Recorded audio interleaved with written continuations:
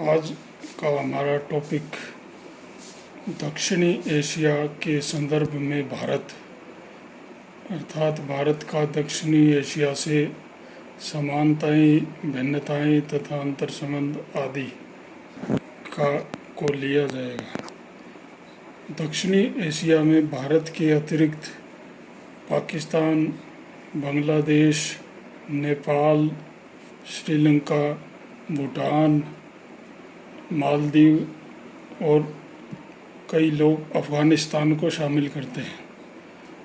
अगर सार्क देश जिन्हें दक्षेश देश भी कहते हैं, दक्षिणी एशियाई जो देशों का जो सहयोग संगठन है, उसके दृष्टि से देखें तो दक्षिणी एशिया में अफ़गानिस्तान को बाहर भी रख सकते हैं। भारत दक्षिणी एशिया के संबंध में यह भारत के लिए कहा जा सकता है कि भारत दक्षिणी एशिया का एक सिंबॉलिक या प्रतीकात्मक देश है, क्योंकि अगर भारत को दक्षिणी एशिया से अलग कर दिया जाए, दक्षिणी एशिया को भारत से अलग करके देखेंगे तो दक्षिणी एशिया की मूल पहचान ही गायब हो जाती है। तो भारत में जो विशेषताएं, जो सांस्कृतिक और भौतिक भिन्नताएं इत्यादि पाई जाती हैं, वो दक्षिणी एशिया पर भी न्यूनाधिक रूप में लागू होती है। वहाँ पर भी उस तरह का स्वरूप देखा जा सकता है। चूँकि दक्षिणी एशिया का सबसे बड़ा देश भारत है और भारत के पड़ोसी दो मुख्य देश पाकिस्तान और बांग्लादेश ऐतिहासिक रूप से भारत से ही जुड़े रहे हैं, भारत का इतिहास का हिस्सा रहे हैं, भारत का ही हिस्सा रहे हैं और उनकी भौतिक एवं सांस्कृतिक विशेषताएं भारत जैसी ही हैं। इसलिए इन तीन देशों को एक साथ लेने पर दक्षिणी एशिया का अधिकांश क्षेत्रफल आ जाता है। तो भारत और भारत के इन दो पड़ोसी देशों को मिलाने पर, जो कि जिनका इतिहास भारत के साथ एक साझा इतिहास रहा है, तो वो पूरी मोटे तौर पर दक्षिणी एशिया का इतिहास और दक्षिणी एशिया का भूगोल बन जाता है। अगर भौतिक रूप से देखें तो जिस प्रकार भारत को उत्तर में हिमालय तथा दक्षिण में सागर सीमांकित करते हैं, उसी प्रकार भारत के साथ पाकिस्तान, बांग्लादेश, नेपाल, भूटान, इन देशों को ये उत्तरी हिमालय पर्वत और दक्षिण के सागर, हिंद महासागर या बंगाल की खाड़ी और अरब सागर, उसको सीमांकित करते हैं, एक अलग भौतिक इकाई के रूप में निर्धारित करते हैं। भौतिक रूप से जो विविधताएं भारत में पाई जाती हैं, हिमालय, उत्तरी मैदान, दक्षिणी का पठार और तटवर्ती मैदान आदि, मरुस्थलीय प्रदेश भी है भारत के उत्तर पश्चिम में, थार का मरुस्थल, ये इनमें से बहुत सी स्थलाकृतिक इकाइयाँ अन्य देशों में भी मिल जाएंगी। पाकिस्तान में भी हिमालय प्रदेश का विस्तार है, उत्तर के मैदान पाकिस्तान तक फैले हुए हैं, जबकि पठारी प्रदेश के रूप में वहाँ बलूचिस्तान स्थित है और थार का मरुस्थल का विस्तार भी पाकिस्तान के सिंध या पंजाब राज्यों दोनों में पाया जाता है। बांग्लादेश मुख्यतः गंगा और ब्रह्मपुत्र नदी की घाटी तथा डेल्टाई प्रदेश से बना हुआ है। हालांकि उसमें भी कुछ पहाड़ी प्रदेश, चटगांव की पहाड़ी तथा मेघालय से सटे हुए क्षेत्र में कुछ पहाड़ी पठारी क्षेत्र पाए जाते हैं, लेकिन मुख्य रूप से वैसा है। श्रीलंका एक द्वीप है, लेकिन उसके भी दक्षिणी मध्यवर्ती भाग में पहाड़ी प्रदेश है, जो कि वहाँ की एक उच्च भूमि के रूप में है। नेपाल और भूटान हिमालय पूर्ण रूप से, लगभग कह सकते हैं हिमालय प्रदेश के हिस्से हैं। हिमालय स्थलाकृति प्रदेश के, हालांकि उनके दक्षिणी हिस्सा उत्तर भारतीय मैदान का हिस्सा माना जा सकता है। भारत के समान दक्षिणी एशिया के अधिकांश भाग की जलवायु भी मानसूनी जलवायु है, यानी कि 6 महीने शुष्क और 6 महीने आर्द्र, इस प्रकार की अपनी दिशा को बदल लेने वाली पवनों वाली जलवायु है। मानसूनी प्रभाव की जलवायु है। भारत में भी जिस प्रकार मुख्य हिमालय के उस तरफ ट्रांस हिमालय क्षेत्र में मानसून नहीं पहुंच पाती है, उसी प्रकार किरथर सुलेमान पर्वत श्रेणियों के दूसरी ओर पाकिस्तान के बलूचिस्तान और उस तरफ के अन्य प्रदेशों में मानसून का प्रभाव नहीं पहुंच पाता है। ऐसे ही मुख्य हिमालय प्रदेश या ऊंची पर्वत श्रेणी, हिमालय की पर्वत श्रेणियों के प्रभाव से संपूर्ण भूटान या नेपाल में भी मानसून की बारिश का प्रभाव नहीं पहुंच पाता है, खासकर उत्तरी भागों में। मालदीव और श्रीलंका, बांग्लादेश, पाकिस्तान के भी बड़े हिस्से, भारत, नेपाल का बड़ा हिस्सा, ये सब मानसूनी जलवायु से प्रभावित होते हैं। तो मानसूनी जलवायु को लेकर इनमें समानता पाई जाती है। हालांकि पर्वतीय प्रदेशों में जलवायु पर्वतीय प्रकार की होकर संशोधित होने लगती है। मानसूनी जलवायु की विशेषताओं के अनुसार, स्थलाकृतिक विशेषताओं के अनुसार भारत और दक्षिणी एशिया के बड़े हिस्से में जलोढ़ मिट्टी का क्षेत्र पाया जाता है। नदियों के हिमालय से और दक्षिणी पठार से आने वाली नदियाँ अपने विस्तृत जलोढ़ मैदानों का निर्माण करती हैं। यह नदियों से बने हुए ऐसे प्रदेश में नेपाल, भारत, बांग्लादेश, पाकिस्तान सभी आ जाते हैं। श्रीलंका के भी पर्वतीय प्रदेश से निकलने वाली, चारों तरफ उतरने वाली अरीय प्रवाह वाली अपवाह स्वरूप वहाँ देखा जाता है। वनस्पति की दृष्टि से देखें तो मोटे तौर पे कहा जा सकता है कि दक्षिणी एशियाई देशों की वनस्पति मानसूनी प्रकार की है, मानसूनी वन वाली है। बहुत सारे लोग भारत और दक्षिणी एशिया के वनों को या प्राकृतिक वनस्पति को पार्कलैंड वनस्पति, यानी घास के मैदान बीच बीच में जिनके कुछ एक वृक्ष मिल जाते हैं, इस प्रकार की वनस्पति के क्षेत्र के रूप में भी वर्गीकृत करते हैं। ये सब भौतिक पक्षों की दृष्टि से समानताएं और कुछ भिन्नताएं दक्षिणी एशिया में पाई जाती हैं। दक्षिणी एशिया एवं भारत में जनाधिक्य पाया जाता है। जनसंख्या का उच्च केंद्रण है। संसाधनों के संदर्भ में जनसंख्या का जो अनुपात है वो कुछ अधिक है, उनका संतुलन बिगड़ा हुआ है। जनसंख्या पहले से अधिक है और कई देशों में जनसंख्या तेजी से बढ़ भी रही है। भारत में जनसंख्या का वृद्धि दर कुछ कम हुई है, लेकिन पूरे दक्षिणी एशियाई देशों में सबसे कम जनसंख्या वृद्धि वाला श्रीलंका है, जहां जनसंख्या वृद्धि 1.2% प्रतिवर्ष की दर से बढ़ती है।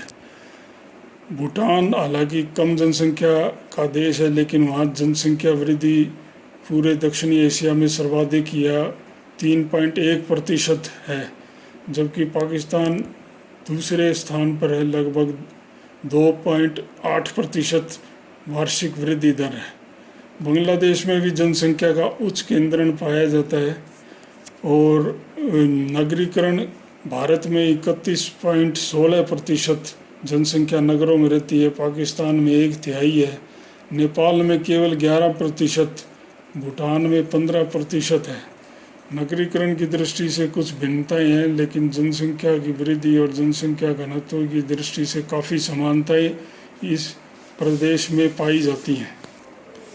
समग्र रूप से देखें तो दक्षिणी एशियाई प्रदेश में मुख्यतः भूमध्य सागरीय अथवा मेडिटेरेनियन प्रजाति का प्रभुत्व है, लेकिन अलग अलग प्रदेशों में भिन्नताएं दिखाई पड़ेंगी। जैसे पाकिस्तान, उत्तर पश्चिमी भारत तथा हिमालय के उत्तर पश्चिमी भागों में नॉर्डिक प्रजाति, लंबे सिर वाली नॉर्डिक प्रजाति की भूमिका है। भारत में विभिन्न भागों में भी तथा पाकिस्तान के बलूचिस्तान और सिंध में चौड़े सिर वाली या ब्रैखीसिफिलॉयड प्रजाति का भी मिश्रण पाया जाता है। भारत में नेग्रिटो तथा ऑस्ट्रेलॉयड प्रजातियों का मिश्रण भी काफ़ी पूर्व काल में हुआ था, जिनके कारण भारत की विभिन्न प्रजातियों में काले रंग का मिश्रण काफ़ी मात्रा में पाया जाता है। भूटान एवं नेपाल में, भारत के उत्तरी हिमालय प्रदेश में भी मंगोलॉयड प्रजाति पाई जाती है। नेपाल में मंगोलॉयड के साथ कुछ अन्य प्रजातियों का भी मिश्रण हुआ है, लेकिन दक्षिणी एशिया में ज़्यादातर अधिकांश देशों में प्रजातियों का मिश्रित स्वरूप पाया जाता है। भाषाई दृष्टि से देखें तो दक्षिणी एशिया में दो मुख्य भाषाई परिवार आम तौर पर दिखाई पड़ेंगे। प्रथम इंडो आर्यन भाषाई परिवार, जो पाकिस्तान के बड़े हिस्से, भारत के उत्तरी मैदान, उत्तरी और मध्यवर्ती भाग में और बांग्लादेश के इन क्षेत्रों में तथा श्रीलंका में बोली जाने वाली सिंहली भाषा के रूप में दिखाई पड़ेगा। दूसरा मुख्य भाषाई परिवार द्राविडियन भाषाई परिवार है, जो दक्षिण भारत के बड़े प्रायद्वीपीय क्षेत्र में बोली जाती है। इसी भाषा परिवार के कई बोलने वाले भारत के जनजातीय क्षेत्र में भी पाए जाते हैं, बोलने वाले उसके फॉलोअर्स हैं। जबकि तमिलनाडु से श्रीलंका में प्रवास पर गए वहाँ के तमिल लोग भी अपने साथ यहाँ की अपनी द्रविडियन भाषा को वहाँ ले गए हैं। पाकिस्तान में राष्ट्रीय भाषा उर्दू है, जो अरबी, फारसी और हिंदी के मिश्रण से बनी है। औपनिवेशिक काल में भारत, पाकिस्तान, बांग्लादेश, श्रीलंका में अंग्रेज या ब्रिटिश लोगों का साम्राज्य था, जिसके कारण इस संपूर्ण प्रदेश में अंग्रेजी का प्रभाव और अंग्रेजी की समझ विकसित हुई और वो एक संपर्क की भाषा भी बनी। धार्मिक दृष्टि से देखें तो भारत में विश्व के सभी मुख्य धर्म पाए जाते हैं, बल्कि कई धर्म तो यहाँ से अन्य देशों में भी गए, जैसे बौद्ध धर्म श्रीलंका में महत्वपूर्ण धर्म है। नेपाल में काफ़ी बड़ी जनसंख्या हिंदू धर्म को मानने वाली है। भारत हिंदू धर्म प्रधान है। पाकिस्तान एक इस्लामिक देश है, लेकिन अन्य देशों के विपरीत भारत में विभिन्न धर्म होते हुए भी यह एक धर्मनिरपेक्ष देश है। इस धार्मिक विविधता के साथ साथ सामाजिक रूप से दक्षिणी एशियाई देशों में भी कई समानताएं हैं। जैसे यहाँ आमतौर पर शिक्षा और साक्षरता की कमी है, ज़्यादातर देशों में यही स्थिति पाई जाती है। लोग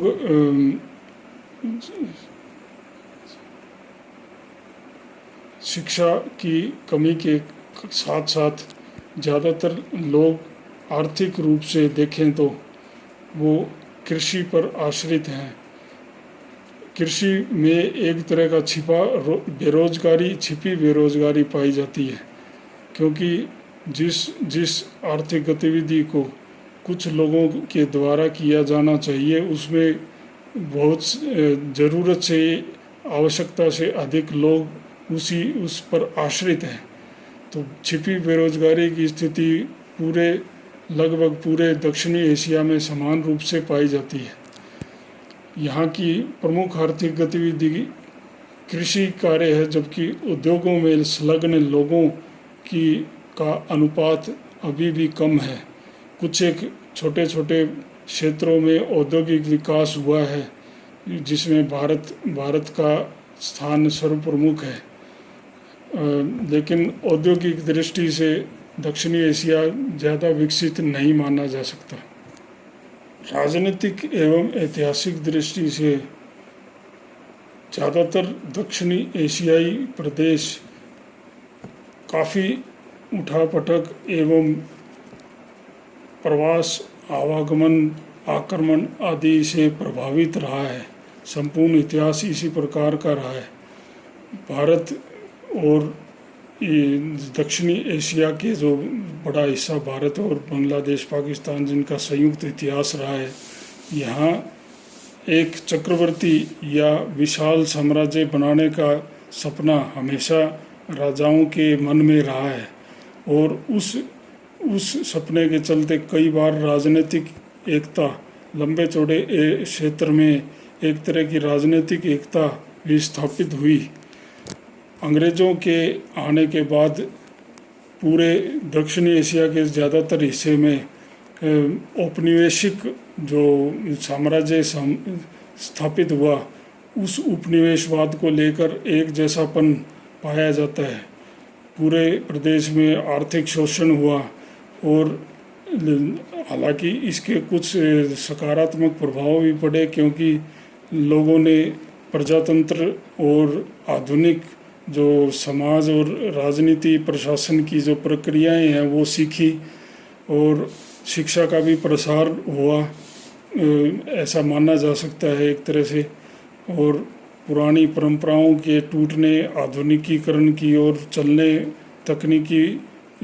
तकनीकी विकास की तरफ आगे बढ़ने इत्यादि की जैसे प्रभाव, जो आधुनिक सभ्यता के प्रभाव है, इस उपनिवेशवाद से संपूर्ण दक्षिणी एशिया में समान रूप से उत्पन्न हुए।